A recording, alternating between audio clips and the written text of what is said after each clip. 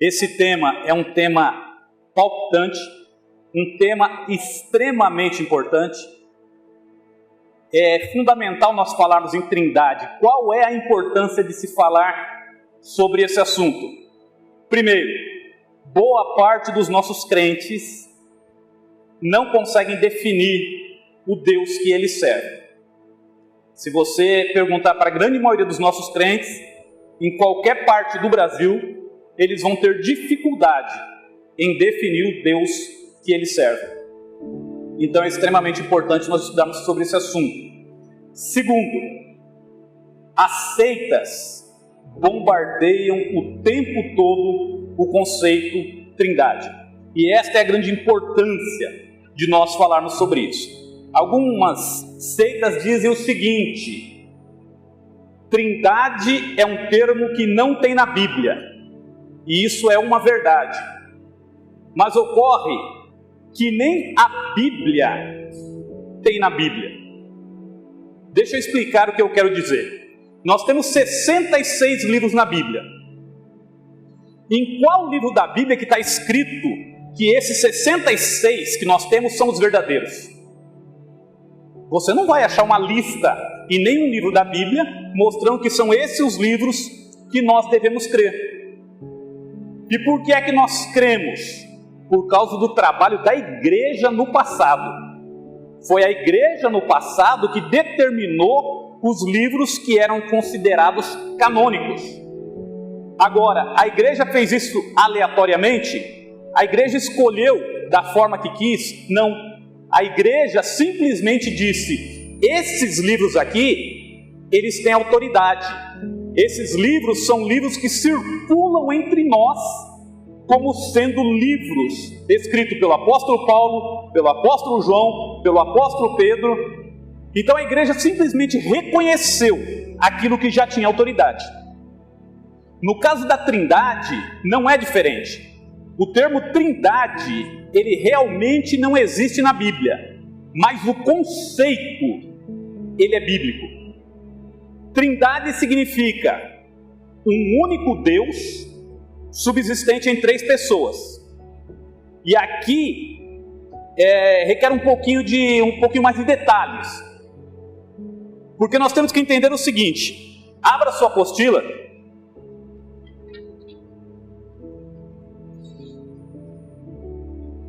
Onde está escrito aí o credo de Atanásio.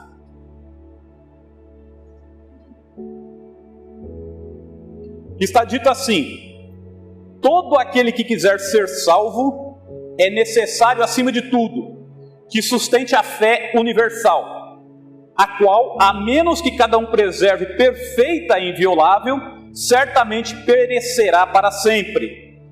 Mas a fé universal é esta: que adoremos um único Deus em Trindade e a Trindade em unidade, não confundindo as pessoas. É interessante nós observarmos isso aqui, não confundindo as pessoas, porque existem movimentos por aí que confundem as pessoas. Alguém aqui já ouviu alguém dizer que Pai, Filho e Espírito Santo são a mesma pessoa? Alguém já deu um sinal? Muito bem, muitas pessoas já viram isso. Por que é? Porque isso é uma confusão do conceito trinitário. Trindade não é isso. Nós temos movimentos, por exemplo, Igreja Voz da Verdade. Eles acreditam no unicismo. Pai, Filho e Espírito Santo são a mesma pessoa, com manifestações diferentes.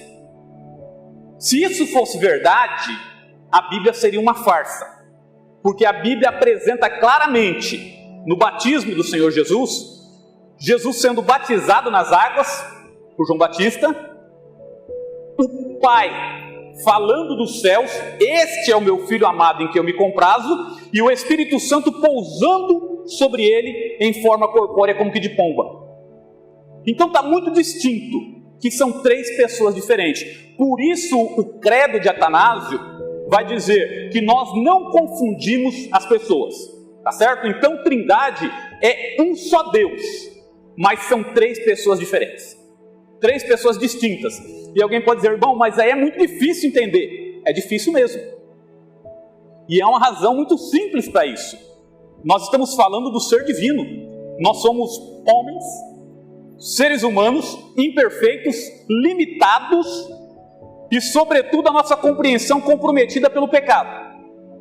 Então é natural que nós não compreendamos todas as coisas, porque nós estamos falando de um Deus eterno, de um Deus ilimitado, e é natural que aquilo que é divino não caiba dentro daquilo que é humano. Então qual que é o conceito trinitário? Existe um só Deus, e esse Deus é subsistente em 3 pessoas: Pai, Filho e Espírito Santo. Aqui ele vai dizer prosseguindo, ele vai dizer assim: não confundindo as pessoas nem dividindo a substância. O que foi que eles chamaram de substância? Eles não tinham uma palavra para esclarecer o ser divino. Eles não tinham uma palavra para esclarecer a divindade. Então eles chamaram de substância a própria divindade. Eles disseram assim: nós não confundimos as pessoas e nem misturamos as substâncias. O que vem a ser então o credo de Atanásio? A igreja, ela já, logo nos seus primórdios, ela sofreu ataque, tá bom? Ela sofreu ataque naquilo que ela acreditava e houve a necessidade de que alguns homens chamados pais da igreja definissem, escrevessem e defendessem a fé da igreja. Existe um movimento, por exemplo, chamado arianismo, de um bispo chamado Ário, onde ele leu em 1 Coríntios, no capítulo 1, que Jesus é o poder de Deus e a sabedoria de Deus. E ele leu lá em Provérbios 8 que a sabedoria foi criada. O texto vai dizer assim: no princípio dos meus dias o Senhor me criou. Então o que ele deduziu? Ele falou assim: olha, a sabedoria foi criada. E Paulo está escrevendo que Jesus é a sabedoria de Deus. Se Paulo está dizendo que Jesus é a sabedoria de Deus, e Salomão escreveu em Provérbios que a sabedoria foi criada, Jesus foi criado. E ele formulou uma heresia com isso. E houve a necessidade dos pais da igreja refutarem essa teoria. E assim nasceu o credo de Atanásio. O que nós estamos lendo aqui é uma refutação daquilo que se levantou, das heresias que se levantaram naquela época. Essas heresias, elas estão presentes nos dias de hoje. Existem seitas que falam exatamente as mesmas coisas. Existe uma seita por aí que passa de porta em porta e diz que Jesus é um Deus poderoso e que Jeová é o Deus todo-poderoso. Sendo assim, Jesus seria um Deus menor. E isso é politeísmo. É crer em vários deuses, e a Bíblia não admite isso. Porque Deuteronômio 6,4 vai dizer assim: Shema Israel, Adonai Enoê, Adonai Hade. Ouve Israel, o Senhor é o único Deus. E aí nós entendemos o seguinte: a unidade divina, ela foi ensinada no Velho Testamento. Qual o motivo? O povo de Israel estava sendo tirado do Egito, que era um povo politeísta. Eles adoravam muitos deuses. E Deus, para que eles não confundissem o ser divino, que é constituído de Pai, Filho e Espírito Santo, Deus se apresentou a eles como Deus único. Agora, no Velho Testamento, começa a acontecer algumas coisas que necessitam de explicação. No Novo Testamento, porque se Deus é um só, e ele foi apresentado a Moisés como o Senhor, e a Bíblia vai nos dizer que só Deus pode ser adorado, mas de repente nós encontramos no Novo Testamento pessoas adorando Jesus, e aí nós estamos diante de um problema. Os pais da igreja se viram diante desse problema.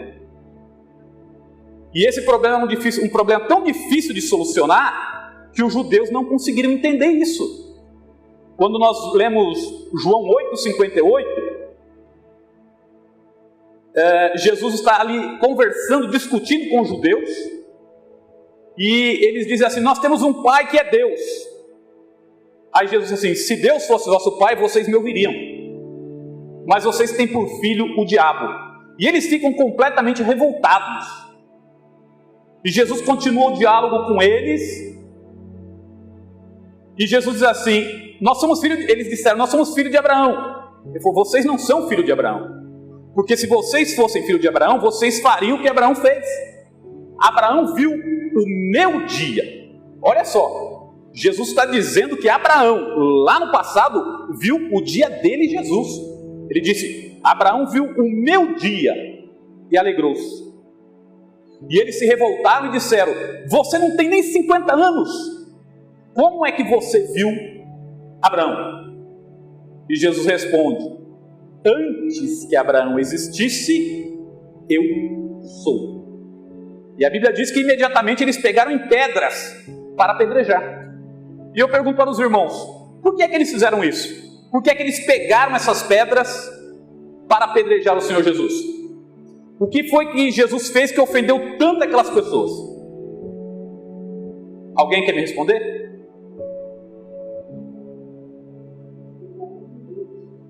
Perfeito. Quem foi que disse eu sou? Jeová, o Pai, lá no Antigo Testamento. Mas Senhor, se o povo não me ouvir, se o povo perguntar quem foi o Deus que te enviou, e Deus responde para ele: diga, eu sou, me enviou. Quando Jesus diz antes que Abraão existisse, eu sou, o motivo que eles pegaram nessas pedras para apedrejar o Senhor Jesus é porque eles reconheceram que Jesus estava se igualando ao Deus do Velho Testamento. E Jesus é o Deus do Velho Testamento? Não resta dúvida. Mas é a mesma pessoa? Não. Porque o credo de Atanásio vai dizer: nós não confundimos as pessoas.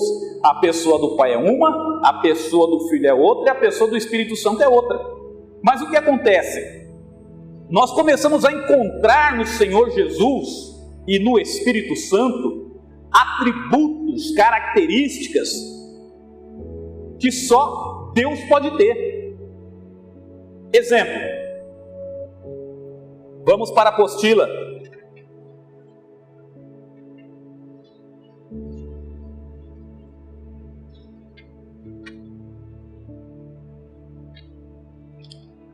Nessa parte final, onde tem os quadros aqui, atributos divinos apresentados nas 3 pessoas.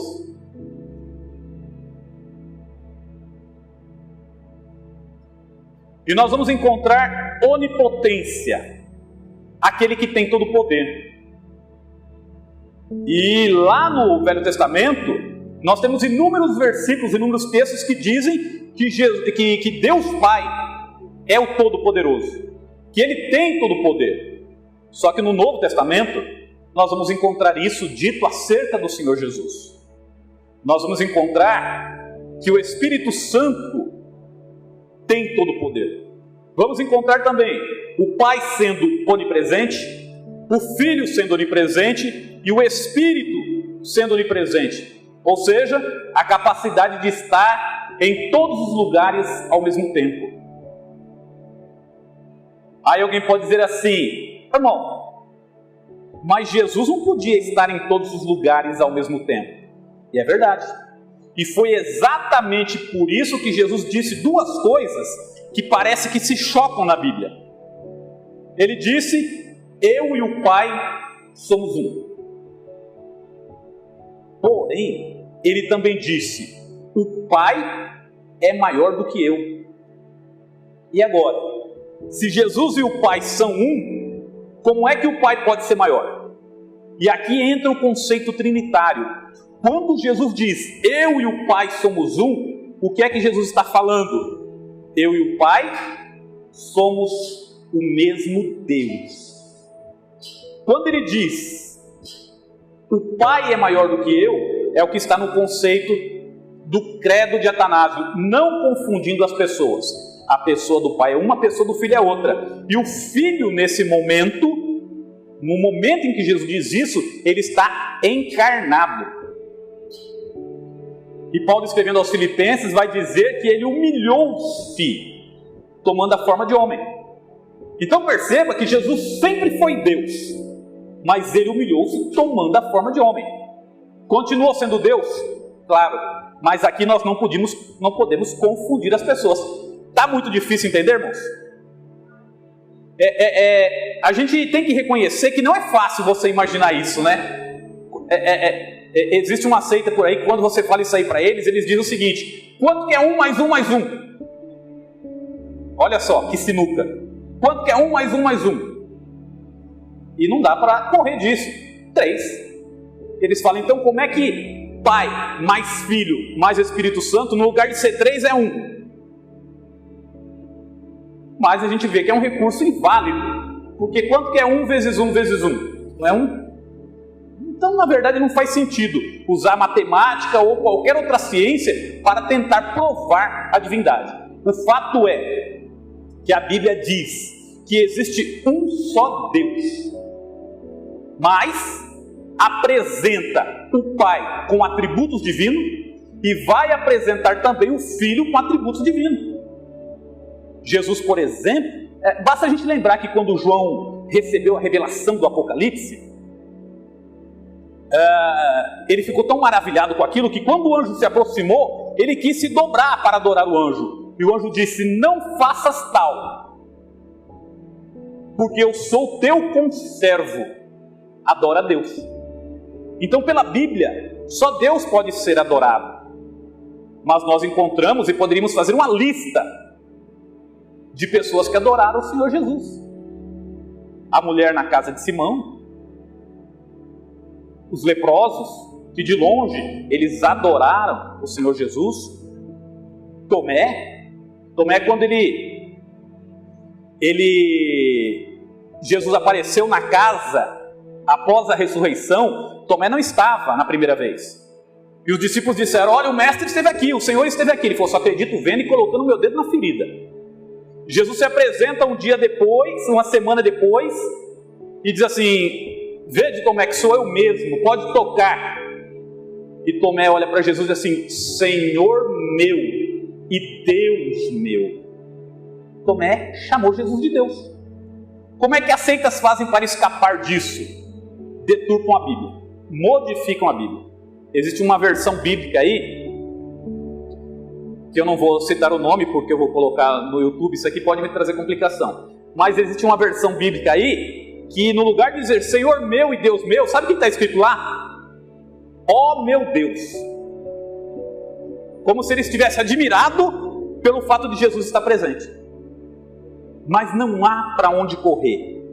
A Bíblia, de ponta a ponta, apresenta Jesus sendo adorado, apresenta Jesus sendo reconhecido como Deus. Agora veja bem,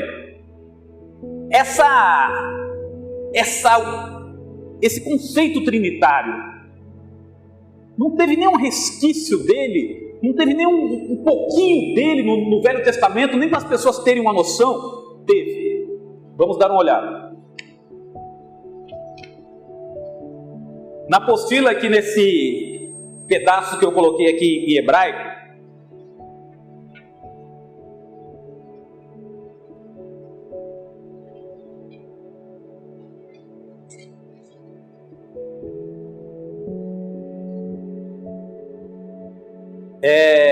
só esclarecendo uma coisa para os irmãos aqui, o hebraico, ele é lido da direita para a esquerda, tá?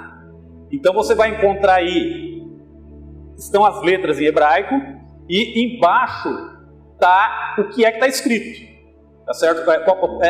Qual seria a pronúncia disso? Então a gente lê da direita para a esquerda. Então está escrito aí, Shema Israel. Tem aí um tetragrama. Esse tetragrama é o nome divino de Deus. É o YHWH, tá certo? Aí está V, mas o correto é W. Então, Shema Israel, a gente costuma falar Adonai, por quê? Quando o povo de Israel foi para o cativeiro, eles temeram tanto tomar o nome de Deus em vão, que eles não pronunciavam o nome de Deus. Esse YHWH, eles não pronunciavam mais. Todas as vezes que eles iam pronunciar o nome de Deus, eles substituíam esse tetragrama, o YHWH, eles substituíam por Adonai.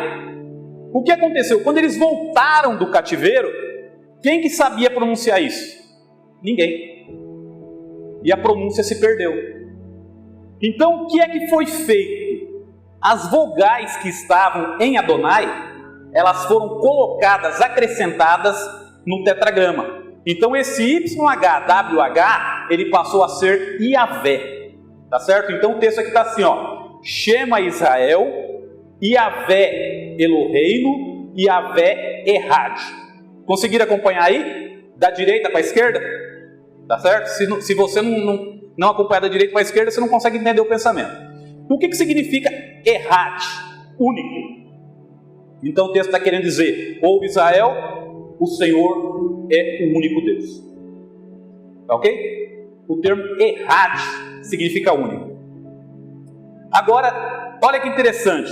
Nessa outra linha embaixo que está escrito em hebraico, na última palavra, da direita para a esquerda, aí dentro vocês vão encontrar o termo Yahid.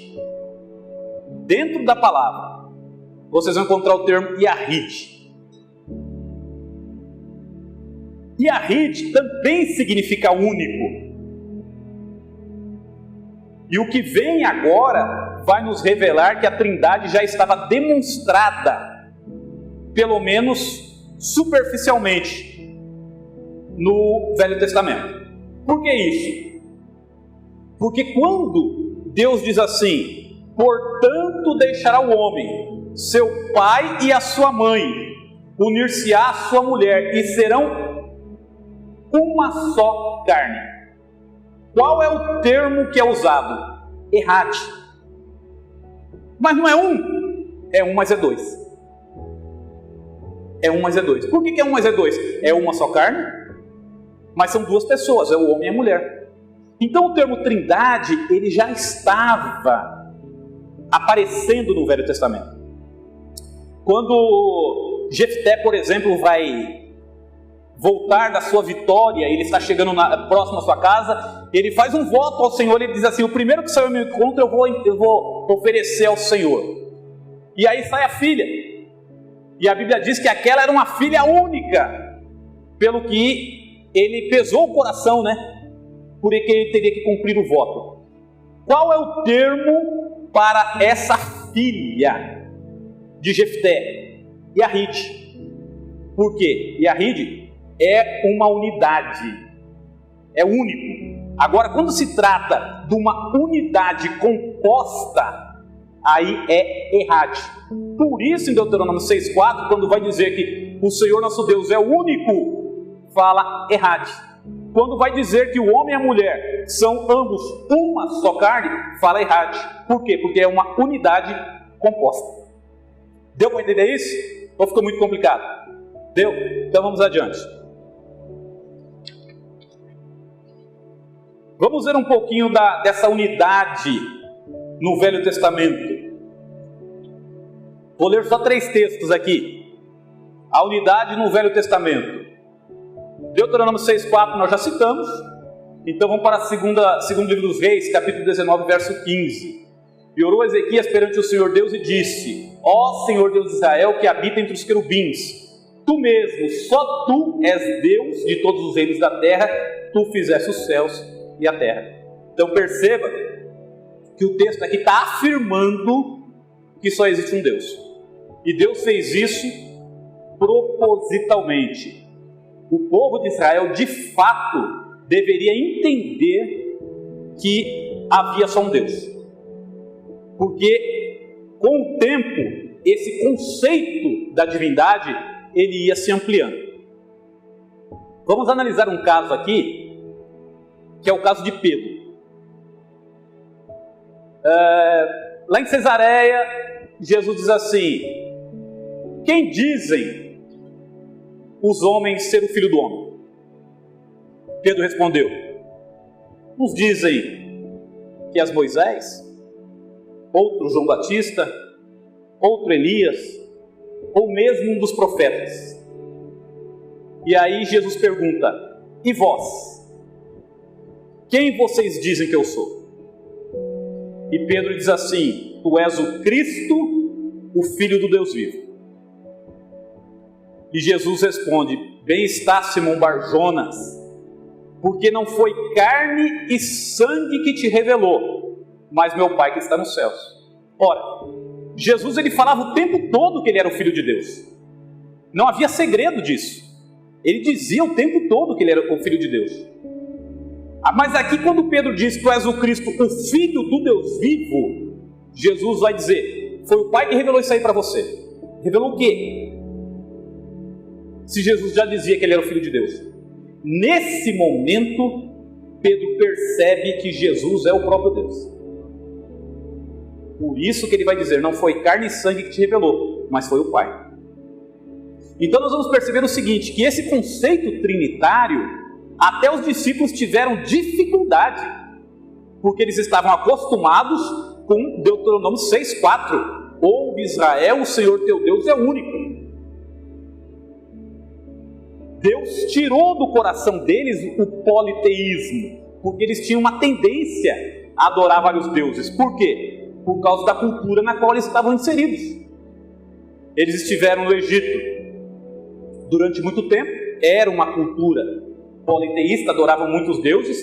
Eles estiveram na Babilônia, que era uma cultura politeísta, dentro de Canaã, para onde eles possuíram a terra, era uma cultura que adorava muitos deuses. Então Deus ia tirar do coração deles essa noção de que Deus é uma variedade, uma tríade, uma gama de deuses, um maior do que o outro. Porque os gregos acreditavam nisso, os babilônicos acreditavam nisso. Basta nós analisarmos o seguinte: houve uma ocasião que Israel saiu para uma guerra e os homens disseram assim: os deuses de Israel são deuses dos montes, por isso nós perdemos a guerra. Vamos guerrear com eles nos vales. Isso demonstra que eles acreditavam em uma série de coisas. Que tinha Deus do monte, que tinha Deus do vale, que tinha Deus do dia, que tinha Deus do inverno, que tinha Deus do verão. Eles acreditavam em uma série de coisas dessas. Então quando Deus coloca para eles o conceito unitário, é para tirar do coração deles essa noção de uma série de deuses, um maior do que o outro, um mais forte do que o outro, até que fosse reconhecido, fosse descoberto um Deus maior, que muitas vezes eles diziam que tinham criado os outros deuses. Então Deus tirou isso do coração deles, através de Deuteronômio 6,4, através da adoração de um único Deus.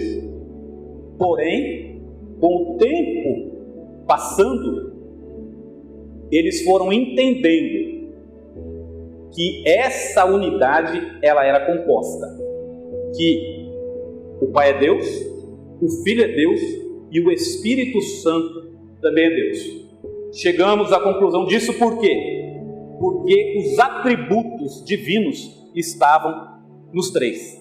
Então não dá para chegar a outra conclusão, a não ser de que a Trindade é um Deus, um só Deus, subsistente em três pessoas: Pai, Filho e Espírito Santo. E nós não podemos confundir, irmãos. E por isso o credo de Atanásio vai dizer isso: não confundindo as pessoas e nem misturando a substância.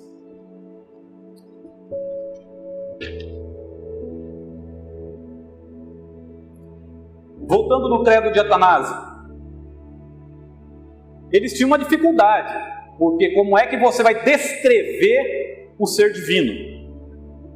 Então, muitas das coisas que eles escreveram no credo, eles escreveram em forma de negação. E o credo vai dizer o seguinte, vou ler do começo: todo aquele que quiser ser salvo é necessário, acima de tudo, que sustente a fé universal, a qual, a menos que cada um preserve perfeita e inviolável, certamente perecerá para sempre. Mas a fé universal é esta: que adoremos um único Deus em trindade e a trindade em unidade, não confundindo as pessoas, nem dividindo a substância, porque a pessoa do Pai é uma, a do Filho é outra, e a do Espírito Santo outra. Mas no Pai, no Filho, no Espírito Santo, há uma mesma divindade, igual em glória e coeterna majestade. Isso é extremamente importante, porque não existe dentro da Trindade uma hierarquia. O Pai é maior, Jesus é menor e o Espírito Santo é menor ainda. Não existe isso. Por isso, eles descreveram dessa forma. É uma mesma divindade, igual em glória e coeterna majestade. O que o Pai é, o mesmo é o Filho e o Espírito Santo. Por isso Jesus disse assim: quem me vê a mim, vê o Pai. Agora, Jesus e o Pai eram a mesma pessoa? Claro que não. Mas eles eram e são o mesmo Deus. Por isso Jesus disse para Filipe: quem vê a mim, vê o Pai. O Pai é não criado, o Filho é não criado e o Espírito Santo é não criado. O Pai é ilimitado, o Filho é ilimitado, o Espírito Santo é ilimitado. O Pai é eterno, o Filho é eterno, o Espírito Santo é eterno. Vamos dar uma olhada em alguns textos aqui, onde nós mostramos isso. Salmo 90, verso 2 vai dizer assim: antes que os montes nascessem, ou que tu formasse a terra e o mundo, mesmo de eternidade a eternidade, tu és Deus. Então o texto está afirmando que o Pai é eterno, ou seja, o Pai existe de eternidade em eternidade. Isaías 9,6: porque um menino nos nasceu, um filho se nos deu, e o principado está sobre os seus ombros, e seu nome será Maravilhoso, Conselheiro, Deus Forte, Pai da Eternidade e Príncipe da Paz. Ora, nada mais eterno do que Pai da Eternidade. A Bíblia está afirmando que esse menino é o Pai da Eternidade, ou seja, Jesus é eterno. O Espírito Santo, Hebreus 9,14: quanto mais o sangue de Cristo, que pelo Espírito eterno se ofereceu a si mesmo imaculado a Deus, purificará as vossas consciências das obras mortas para servirdes ao Deus vivo. Então não há para onde correr. A Bíblia diz que há um Deus só, diz que existe um só Deus, porém vai apresentar essas três pessoas com os atributos divinos. Então a única conclusão que nós podemos chegar é que o Pai é Deus, o Filho é Deus, o Espírito Santo é Deus, porém não são três deuses, é o mesmo Deus que subsiste em três pessoas. Prosseguindo no credo de Atanásio: contudo, tópico 11 aqui dentro do credo: contudo, não há três eternos. Vou voltar um pouquinho aqui, ó. O Pai é eterno, o Filho é eterno e o Espírito Santo é eterno. Contudo, não há três eternos, mas um eterno. Por quê? Porque é um só Deus. Então percebam, irmãos, como que eles tiveram dificuldade naquela época de escrever isso. Primeiro porque você não tem palavras para descrever a divindade, descrever o ser divino. E houve essa reunião de bispos, essas discussões para combaterem as heresias que estavam surgindo. E eles tentavam explicar, colocando em palavras que as pessoas pudessem entender. Então, apesar de eles dizerem que o Pai é eterno, o Filho é eterno, o Espírito Santo é eterno, eles fazem questão de frisar: mas não são três eternos, é um eterno, ou seja, um Deus eterno, porém, três pessoas. Portanto, não há três não criados, nem três ilimitados, mas um não criado e um ilimitado. Do mesmo modo, o Pai é onipotente, o Filho é onipotente, o Espírito Santo é onipotente. Contudo, não há três onipotentes, mas um só onipotente. Um só Deus. Assim, o Pai é Deus, o Filho é Deus, o Espírito Santo é Deus. Contudo, não há três deuses, mas um só Deus. Portanto, o Pai é Senhor, o Filho é Senhor e o Espírito Santo é Senhor. Contudo, não há três senhores, mas um só Senhor. Porque assim como somos compelidos pela verdade cristã a confessar cada pessoa separadamente como Deus e Senhor, assim também somos proibidos pela religião universal de dizer que há três deuses ou três senhores. Então, nós dizemos que nós confessamos cada pessoa como Deus. Nós adoramos o Pai como Deus, nós adoramos Jesus como Deus e adoramos o Espírito Santo como Deus. Mas nós somos proibidos pela fé cristã e pela Bíblia de dizer que há três deuses, porque é um Deus só. Tudo bem, meus irmãos? Está dando para compreender? Então vamos adiante. O Pai não foi feito de ninguém, nem criado e nem gerado. O Filho procede do Pai somente, nem feito, nem criado, mas gerado. Existe muita gente que ignora isso aqui. Não, mas se ele foi gerado, é porque ele é menor.